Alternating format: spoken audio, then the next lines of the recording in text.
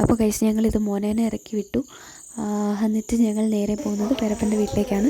അപ്പം ഇപ്പോൾ വെളുപ്പിന് 3 മണിയായി. പെരപ്പൻ ഏതോ ഒരു ഫ്രണ്ടിൻ്റെ പെങ്ങടെ എങ്ങാണ്ട് ചന്തൻ ചാർത്തലിന് പോയെന്ന് പറഞ്ഞാണ് വീട്ടിൽ നിന്ന് ചാടിയത്. അപ്പം എയർപോർട്ടിൽ എന്നെ പിക്ക് ചെയ്യാൻ വന്നതെന്നൊന്നും വീട്ടിലാർക്കും അറിഞ്ഞൂടാ. അപ്പം ഞങ്ങൾ വന്നപ്പോൾ ചേച്ചി ഗേറ്റ് തുറന്നിട്ടിരുന്നു. അതുകൊണ്ട് ഞാൻ നൈസായിട്ട് വീട്ടിലേക്ക് കയറി. അപ്പം പെരപ്പന് കാപ്പി എടുക്കാൻ വേണ്ടിയിട്ട് എപ്പോൾ മേമ അടുക്കളയിൽ പോയ സമയത്താണ് ഞാൻ വീട്ടിലേക്ക് എൻ്റർ ചെയ്തത്. അപ്പോൾ ബാക്കി മേമയുടെ എക്സ്പ്രഷൻസൊക്കെ നമുക്കിപ്പോൾ കാണാം.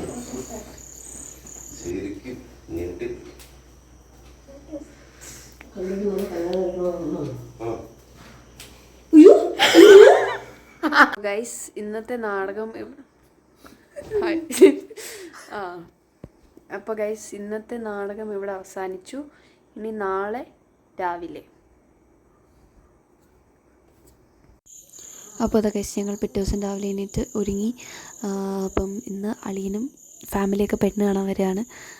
അതുപോലെ തന്നെ എൻ്റെ ഫാമിലി അന്നേരം വരും. പിന്നെ കളിച്ചിട്ട മോന എല്ലാവരും താഴെയുണ്ട്. അപ്പം ബാക്കി ആർക്കും ഇത് അറിഞ്ഞുകൂടാ, ഞാനിവിടെ ഉണ്ട്, മേളിൽ ഉണ്ടെന്നുള്ള കാര്യം ആർക്കും അറിഞ്ഞുകൂടാ. അപ്പോൾ ഞാൻ ഫസ്റ്റ് കളിച്ചിട്ട് എല്ലാവരെയാണ് ആദ്യം വന്നത്, മോനെയൊക്കെയാണ് ആദ്യം വന്നത്. അപ്പോൾ അവരെ കാണാൻ വേണ്ടിയിട്ട് താഴോട്ടിറങ്ങിയതാണ്.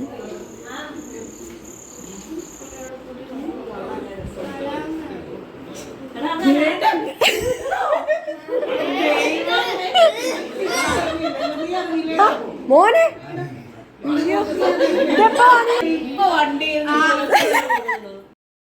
അപ്പോൾ അതാ അളിയനും ഫാമിലിയും വന്നു. അത് കഴിഞ്ഞ് പുറകെ അച്ഛനും അമ്മയും വന്നിട്ടുണ്ട്. അപ്പം 2 ആൾക്കാരെയും കൂടെ ഒരുമിച്ച് സർപ്രൈസ് ആക്കാം. അപ്പം സെക്കൻഡ് ഞാൻ അവരെ സർപ്രൈസ് ആക്കാൻ വേണ്ടി താഴത്തിറങ്ങി.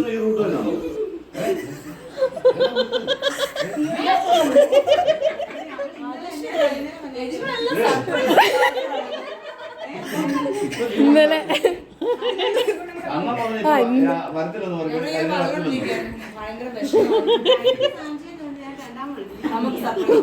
അപ്പോൾ അതാ ഞാൻ കുഴിയാത്തോട്ടാണ് അടുത്തത് പോയത്, എൻ്റെ തൊട്ടപ്പുറത്തെ വീട്. അപ്പോൾ അതാ കീർത്തന ജെട്ടി പോയി. നെക്സ്റ്റ് ഞാൻ പോയത് എൻ്റെ ബെസ്റ്റ് ഫ്രണ്ടിൻ്റെ അടുത്തേക്കാണ് പോയത്. അപ്പോൾ അവളെ തലേദിവസം വിളിച്ചിട്ട് ഭയങ്കര കരച്ചിലൊക്കെ ആയിരുന്നു, മിസ് ചെയ്യുന്നു എന്നൊക്കെ പറഞ്ഞിട്ട്. അപ്പോൾ ഞാൻ അവൾക്ക് സർപ്രൈസ് കൊടുക്കാൻ വേണ്ടി പോയതാണ്. അപ്പോൾ അവൾ നല്ല ഉറക്കമായിരുന്നു. എന്ന് സ്വപ്നം കണ്ടാമെന്നാണ് ആദ്യം വിചാരിച്ചത്. പിന്നെ ഞാൻ അടുത്തത് പോയത് അപ്പുവിൻ്റെ വീട്ടിലേക്കാണ്. അപ്പം നല്ല മഴയായിരുന്നു. ആ മഴയത്താണ് ഞാൻ പോയത്. അപ്പം ഗൈസ്, എൻ്റെ ഒരു ത്യാഗം നിങ്ങൾ മനസ്സിലാക്കണം. അപ്പോൾ ഞങ്ങൾ ദേ അവളുടെ വീട്ടിലെത്തി.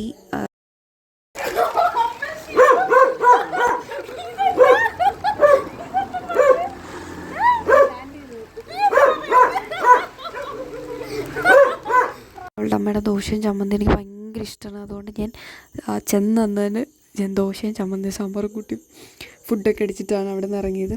നേരെ നന്ദയുടെ അടുത്തോട്ട് പോയി.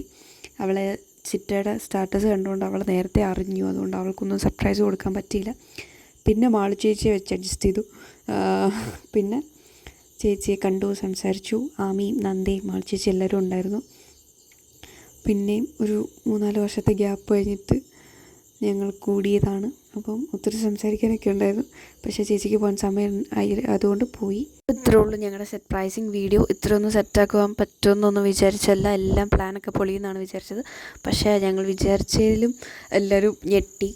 അപ്പം ഈ ഒരു കുഞ്ഞി വീഡിയോ ഇവിടെ വൈൻഡപ്പ് ചെയ്യാണ്. അപ്പം എല്ലാവർക്കും ഇഷ്ടപ്പെട്ടെങ്കിൽ ലൈക്ക് ചെയ്യുക, ഷെയർ ചെയ്യുക, സബ്സ്ക്രൈബ് ചെയ്യുക. Bye bye.